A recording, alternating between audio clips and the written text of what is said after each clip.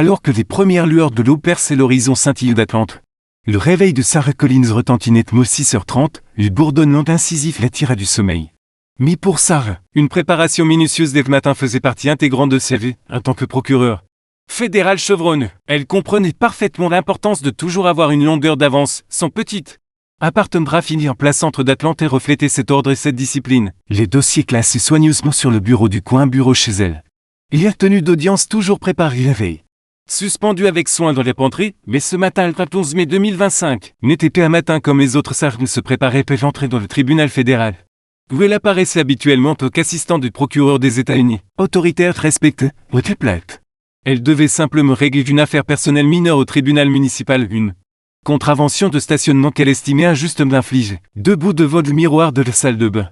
Sarah fixait soigneusement ses boucles naturelles avec des pinces de cheveux qu'elle avait récemment décidé d'arborer ferme naturel après des années de lissage pour coller de normes professionnelles, à 35 ans. Son visage exprimait une détermination inébranlable et une volonté de faire qui l'avait mené à sortir major de la faculté de droit de Harvard et d'obtenir une position prestigieuse au bureau du procureur des États-Unis. Elle optait pour une tenue plus sobre que d'habitude, une élégante veste bleu marine sur un chemisier bleu éclatait assorti d'un pantalon noir bien ajusté. Un look professionnel mais sans ostentation, ce n'est qu'une brève comparution.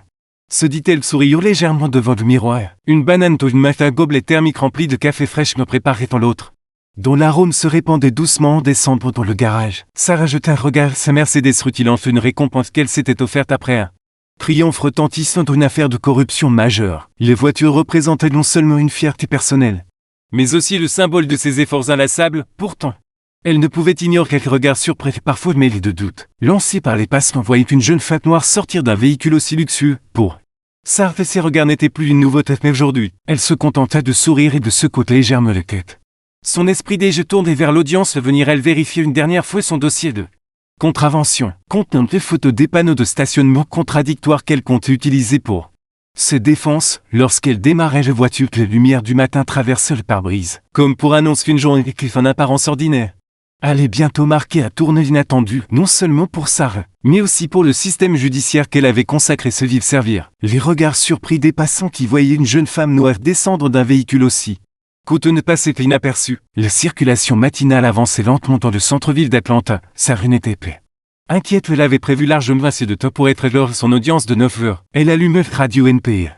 Écoutant les nouvelles du matin, tout en passant mentalement entrevu les documents relatifs à son litige concerne une contravention de stationnement. La contravention avait été émise dans un endroit où les panneaux de stationnement étaient contradictoires et elle avait des photographies pour le prouver. À 8h15, le système Bluetooth de ce voiture annonce un appel entrant. L'écran indiquait que l'appel venait de son patron, le procureur fédéral des États-Unis. Personne. Le pouls de Sarah s'accéléra. Un appel direct de ses parts signifiait généralement une urgence. Sarah, je m'excuse pour cet appel matinal. Les voix de son patron résonnaient à travers le haut-parleur. Nous avons un problème avec l'affaire de traitement Thompson. La défense vient de déposer une motion de dernière minute qui pourrait faire dérailler notre poursuite. J'ai besoin de votre analyse immédiatement. Sarah serra le vol plus fort. L'affaire Thompson était l'une des plus grandes affaires de traite humaine de l'histoire de la Géorgie, bien sûr. Monsieur, quel est le délai?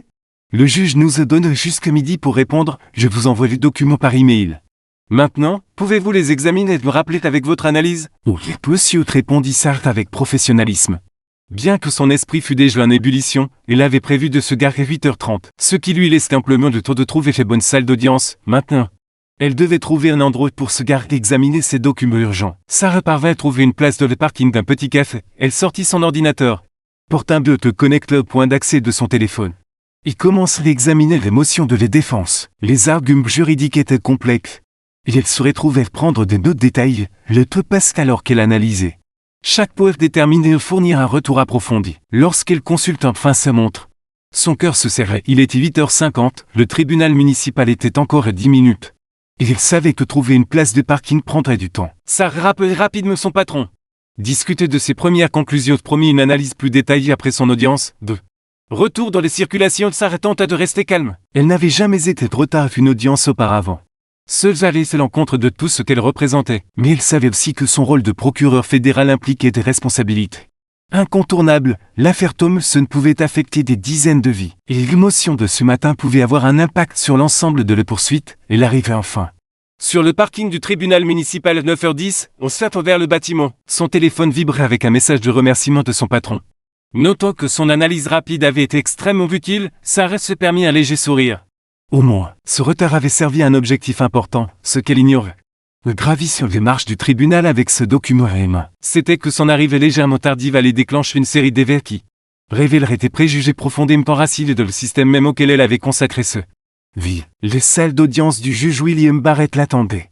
Et cette matinée ordinaire allait devenir tout sauf banale. Les salles d'audience du juge William Barrett étaient réputées pour ses règles strictes et son efficacité froide, âgé de 62 ans avec des cheveux grisonnés et des lunettes à monture métallique. Il se comportait avec une autorité forgée au fil de 30 passés sur le banc, ce lundi matin. Il trônait élevé au-dessus de toute ce robe noire impeccablement repassée. Observe les gens qui entraient de ces salles pour les sessions de 9 heures, les salles du tribunal municipal étaient déjà animées, 23 personnes étaient assises sur les bureaux. Les plupart présentes pour des infractions mineures, contraventions de stationnement. Infraction au code de la route et petits litiges. Le juge Barrett remarqua que la majorité des arrivants matinaux étaient blancs. Vêtus de tenues professionnelles, leurs documents bien organisés et prêts. Il hochait la tête avec approbation face à leur ponctualité. Levez-vous. Ordonne-lui 9 heures précises, le juge Barrett entre eux. Ces routines exécutées avec une précision éprouvée. Traitant des premières affaires rapidement et efficacement, il tirait fierté de gérer sa salle d'audience comme une machine bien huilée, pour lui. Le retard était un signe de manque de respect envers elle-même, 9h15. Les portes de la salle s'ouvrent, Sarah Collins entrait discrètement, essayant de ne pas perturber la procédure. Mais le juge Barrett s'interrompit immédiatement en plein milieu d'une phrase dans une autre. Affaire, ses yeux se plissèrent face à cette interruption. Fixe la femme noire qui osait entrer dans la salle trop tard, avance l'ordonna-t-il. Sa voix tranchante et froide, l'autre affaire fut momentanément oubliée, Sarah s'approcha du pupitre. Ses postures droites et professionnelles malgré l'accueil hostile, le juge Barrett baisse les yeux sur son agenda. Vous devez être Sarah Collins prévu pour 9 heures, souligna-t-il, mettant l'accent sur l'heure.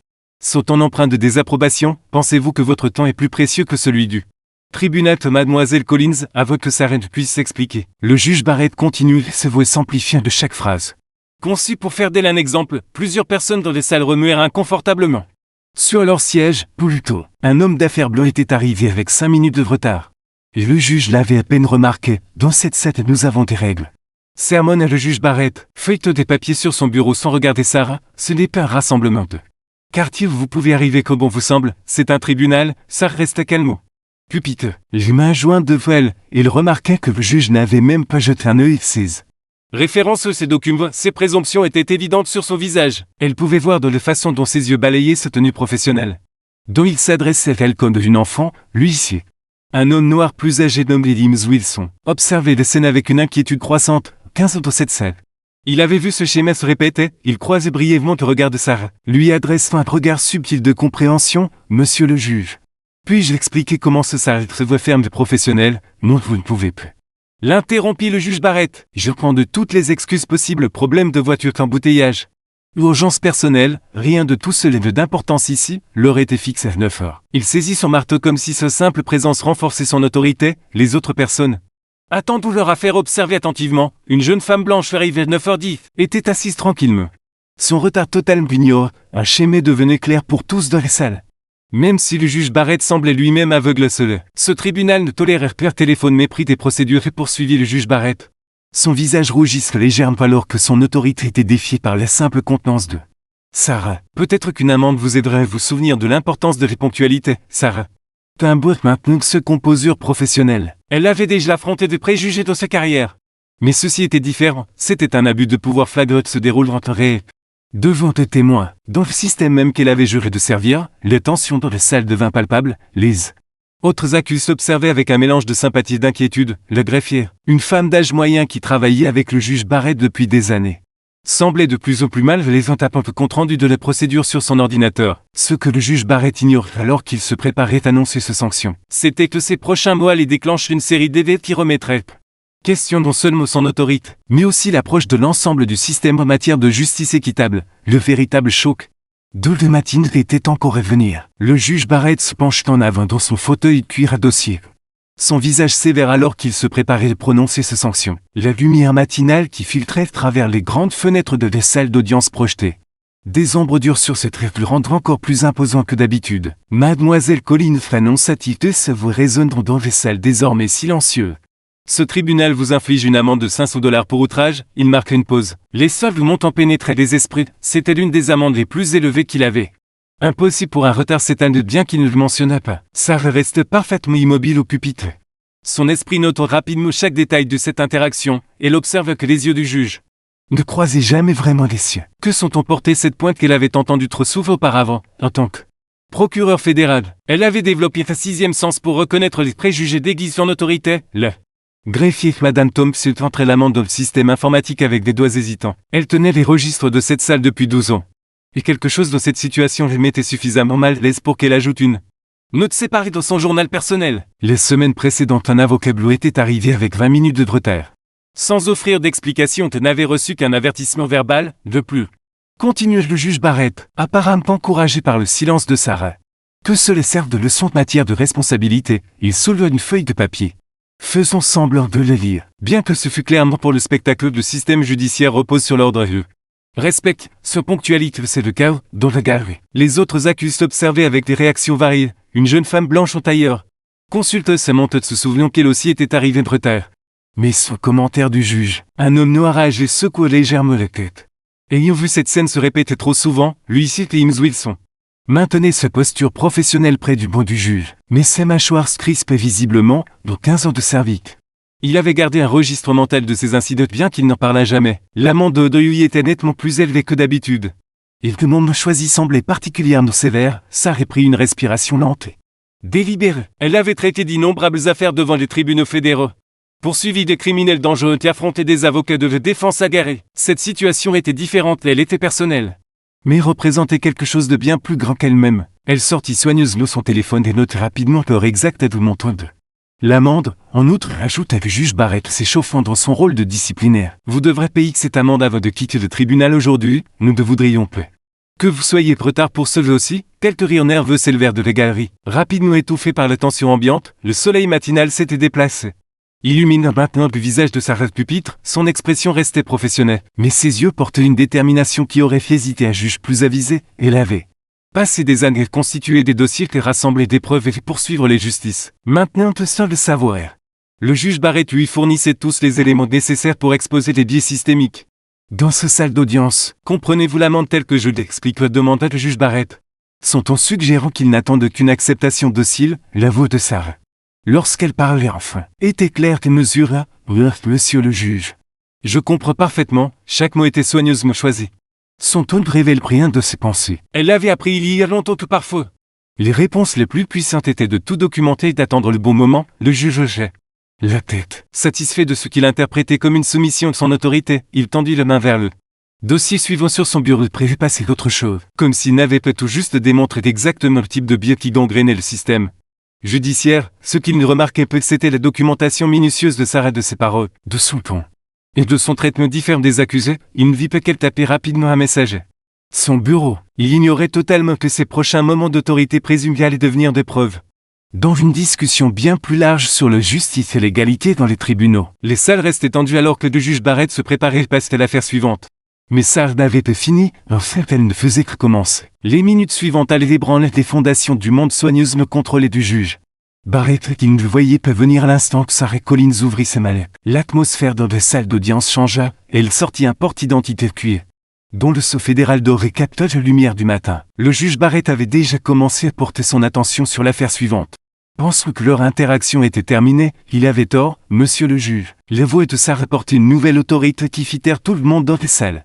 Avant de continuer, je dois me présenter correctement pour le procès verbal. Elle brandit ses accréditations. L'insigne doré du département de la justice des États-Unis clairement visible, je suis Sarah Collins, le procureur fédéral adjointe, actuellement en service dans le district nord de la Géorgie. L'effet fut immédiat. Spectaculaire, le visage du juge Barrett, qui était rouge d'autorité quelques instants auparavant, devint blême. Ses mains tendues vers le dossier suivant se figea à verre, la salle devint si silencieuse que le doux bourdonnement du vieux ventilateur au plafond semblait soudain bruyant. Madame Thompson, greffière, s'arrêtait de taper au milieu d'une phrase et ses doigts suspendus au-dessus du clavier. L'huissier et James Wilson ne put s'empêcher de laisser un léger sourire traverser son visage. Il avait vu beaucoup de choses dans cette salle, mais ce moment resterait gravé dans sa mémoire pour des années. Je commença le juge Barrett puis s'arrêta, pour les premières fois ce matin-là. Il regardait vraiment Sarah, il vit pas seulement Sarah sur son genre, mais son attitude professionnelle, son blaze parfaitement taillé surtout.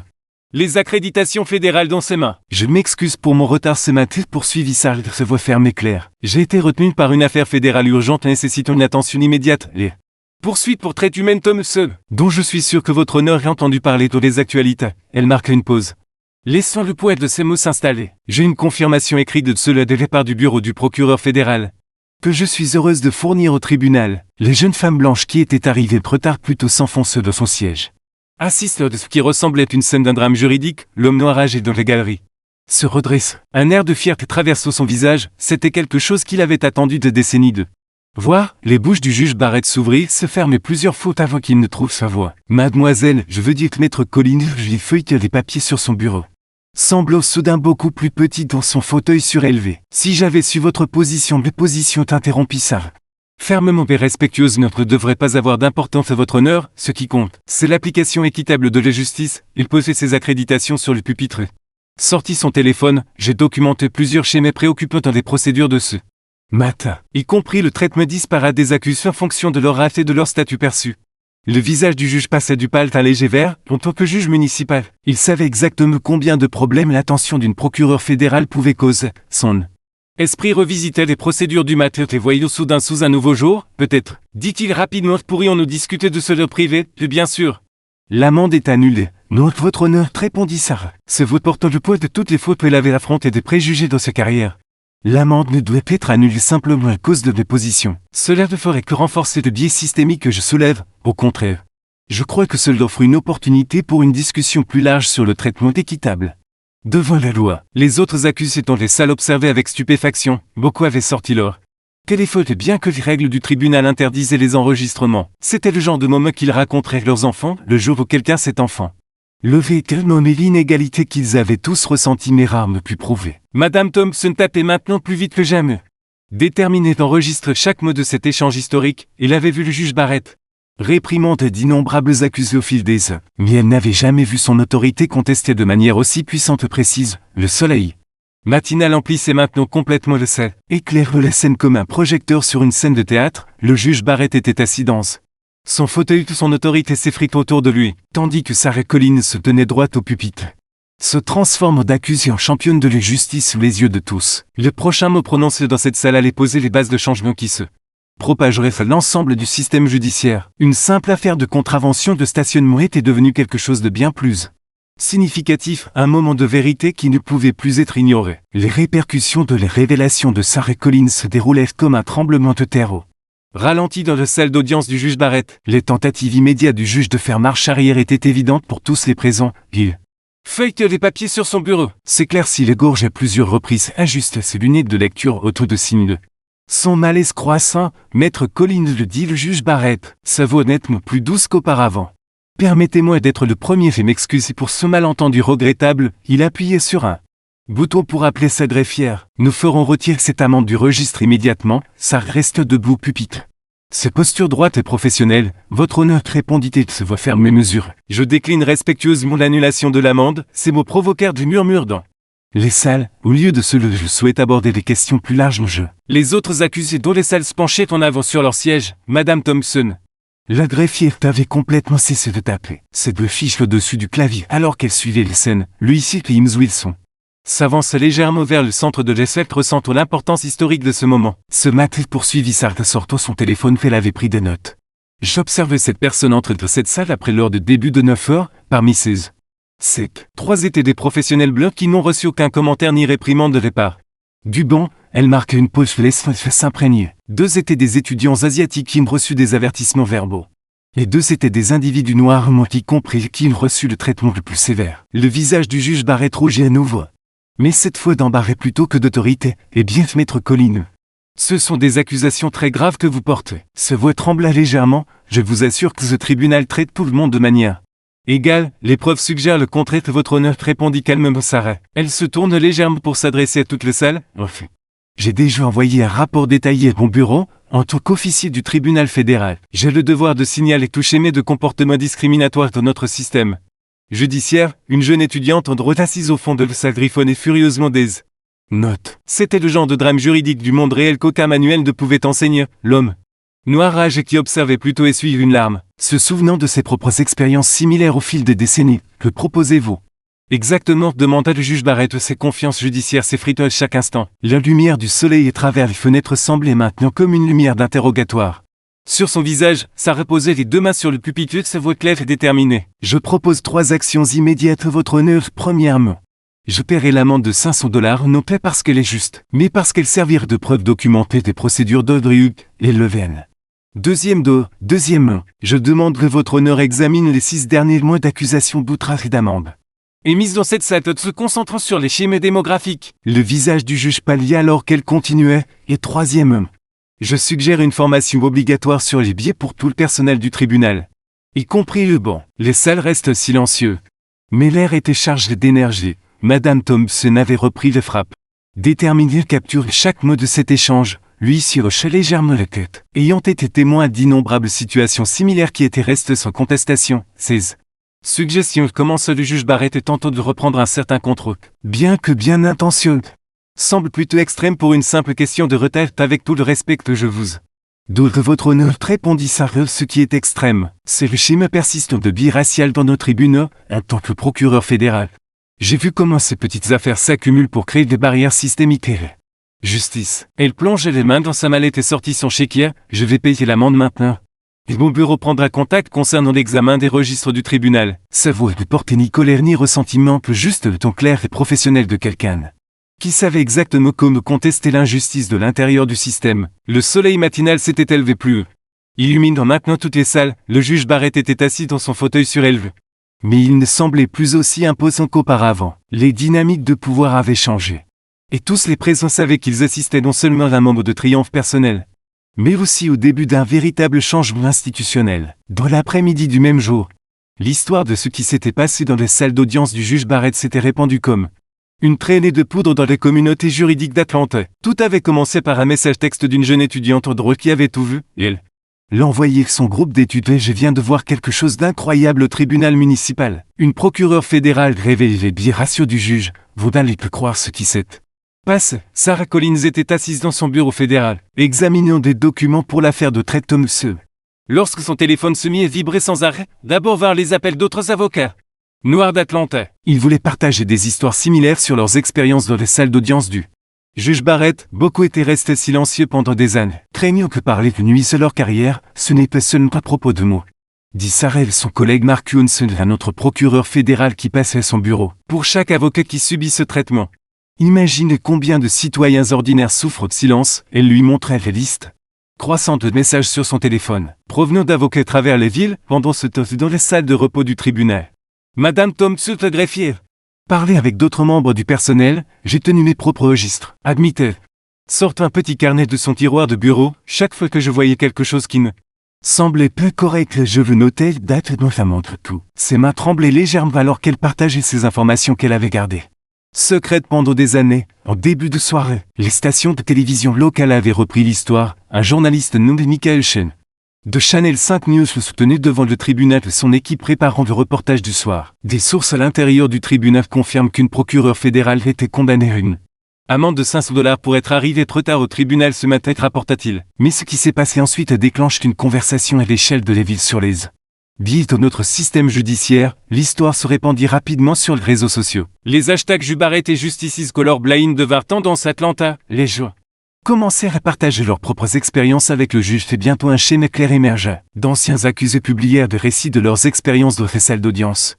Beaucoup partageant des histoires similaires de traitements sévères présents de leur race. Le juge Barrett était assis chez lui ce soir-là, regardant des couvertures médiatiques avec une inquiétude croissante. Son téléphone n'avait cessé de sonner tout l'après-midi. Appel d'autres juges, du conseil d'examen judiciaire et de journalistes cherchant de commentaires. Il avait servi sur le dos pendant 30 ans.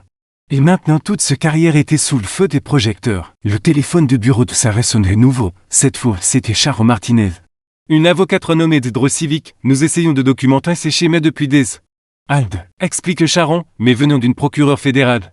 Surtout quelqu'un qui l'ait vécu de première main, ça change tout. Seriez-vous prêté par lors d'une conférence de presse demain, dans le bureau des archives du tribunal municipal?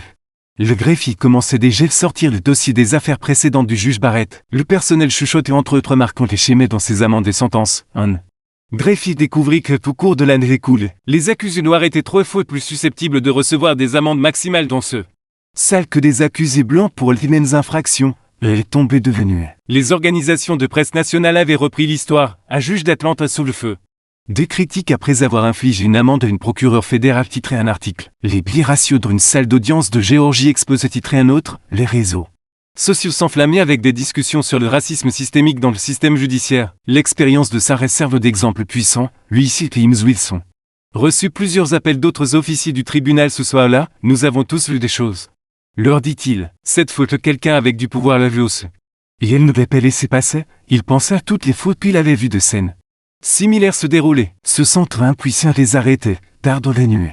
Sarah était assise dans son bureau de domicile, examinant les centaines de messages qu'elle avait reçus. Des organisations juridiques voulaient qu'elle parle lors de leurs événements, les groupes de défense de droit civique lui demandaient de l'aide pour documenter d'autres cas. Des écoles de droit lui demandaient de donner des conférences sur la lutte contre les biais systémiques. Elle ouvrit son ordinateur portable et commença à rédiger une plainte officielle à la commission de qualification judiciaire. Ce n'était plus seulement à propos d'un juge ou d'un incident, c'était devenu quelque chose de beaucoup plus grave. Un catalyseur pour un changement dans un système qui en avait désespérément besoin. Alors qu'elle travaillait, son téléphone vibrait avec un autre message. C'était d'une jeune étudiante en droit noir. Merci de nous avoir montré que nous pouvons combattre le système de l'intérieur. Vous nous avez donné de l'espoir, une semaine après l'incident.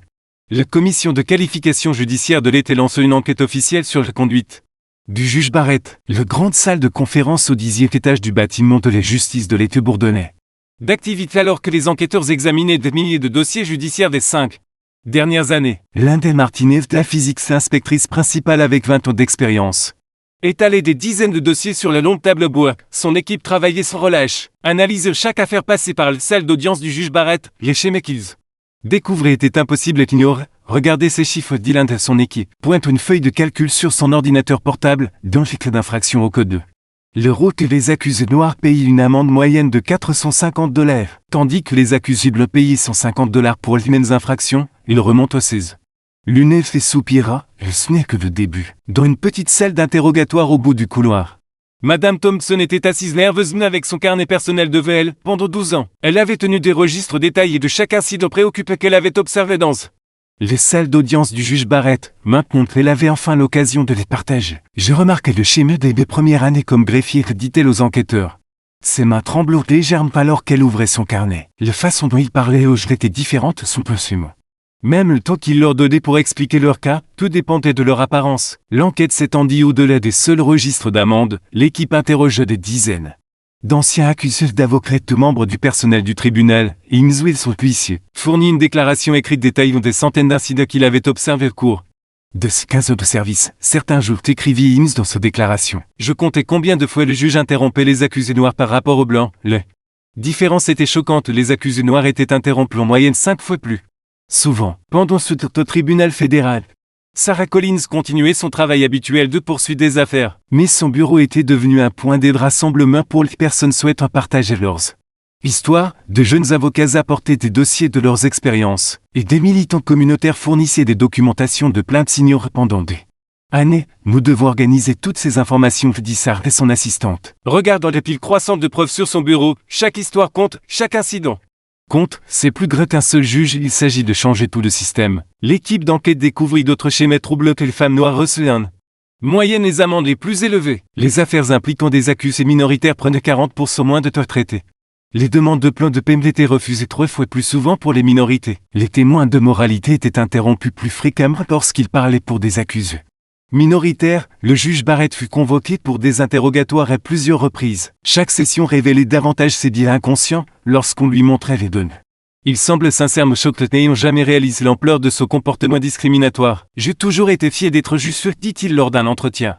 Sa voix plus basse que son ton habituel salle d'audience. Je n'ai jamais pensé, je veux dire. Je n'ai pas réalisé pour les premières fois. Il sembla comprendre l'impact de ses actions. L'enquête révèle également un détail inattendu. Plusieurs autres juges du district présentaient des schémas similaires dans leurs décisions. Ce qui avait commencé comme une enquête sur la conduite d'un seul juge avait dévoilé un problème systémique qui allait bien au-delà d'une seule salle d'audience. La fin de la 3e semaine, Linda Martinez et son équipe avaient compilé un rapport complet. Le document faisait 300 pages.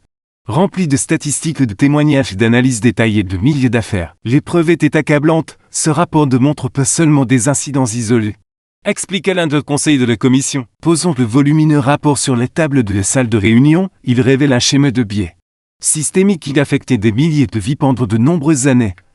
Plus important encore, il montre comment ce Dieu opère si discrètement que même ceux qui le perpétuent pourraient ne pas être pleinement conscients de leurs actions, alors que l'enquête approchait de ses conclusions. Une chose devint parfaitement claire, l'expérience de Sarah Collins avait ouvert une porte qui était restée scellée pendant des décennies. Derrière elle se trouvaient des années de biais, documents, de discrimination et de traitements inégaux, tous attendant d'être exposés et traités. La question maintenant était seulement de savoir ce qui arriverait au juge Barrett. Il s'agissait de savoir comment réparer un système qui avait permis à tel biais de prospérer sans contrôle. Pendant si longtemps, les prochaines étapes nécessiteraient plus qu'une simple action disciplinaire. Elles exigeraient une réinvention complète de la manière dont la justice était rendue dans leur tribune. Autrement, après avoir franchi les portes du tribunal du juge Barrett, Sarah Collins regardait le paysage de la justice atlantée avec des yeux différents. Ce matin-là, le soleil filtrait à travers les grandes fenêtres du palais de justice principal, illuminant un panneau flambant neuf au centre pour la formation à l'égalité et l'éducation judiciaire, un symbole, un tournant, un rite jadis lointain.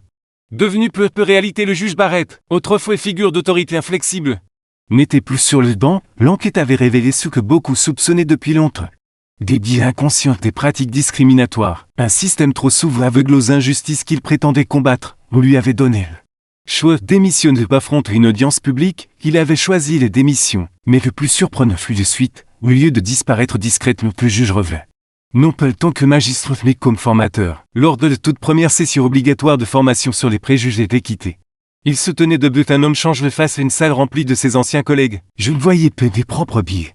Avoua-t-il d'une voix plus douce qu'autrefois, je croyais que les justices consistaient à traiter tout le monde de la même façon, sans comprendre que tes propres origines, tes croyances, influençaient chaque décision. Au fond de cette salle observait. Silencieuse, elle n'aurait jamais imaginé se lever ce jour-là. Elle avait osé dire non dans ce tribunal. Ce côté se trouvait Madame Thompson.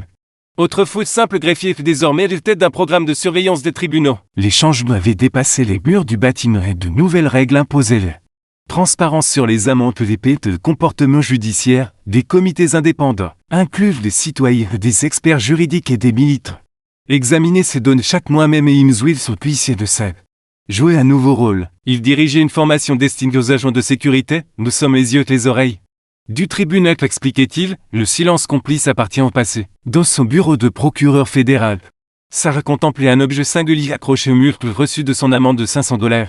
Désormais encadrée, le l'autre aurait vu une punition. Elle voyait un point dès le départ, sous ce cadeau d'une photo récente. Entourée d'étudiants en droit, chaque semaine, elle leur enseignait un cours sur l'éthique et les biais systémiques. L'association du barreau local avait mis en place un système de signalement des discriminations.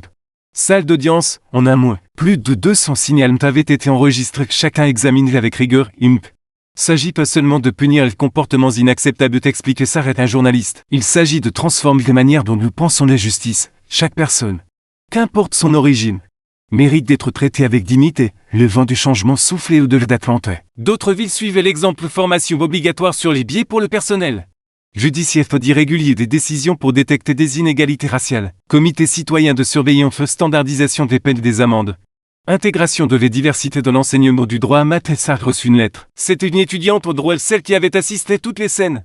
3 mois auparavant, elle racontait comment ce monde avait changé de cours de sa vie. Désormais, elle se consacrait au droit du droit civique. Vous m'avez montré que le changement est possible, écrivait-elle, qu'il suffit parfois d'une seule personne pour dire que cela n'est plus juste. L'étudiante avait même fondé une clinique juridique dans son université.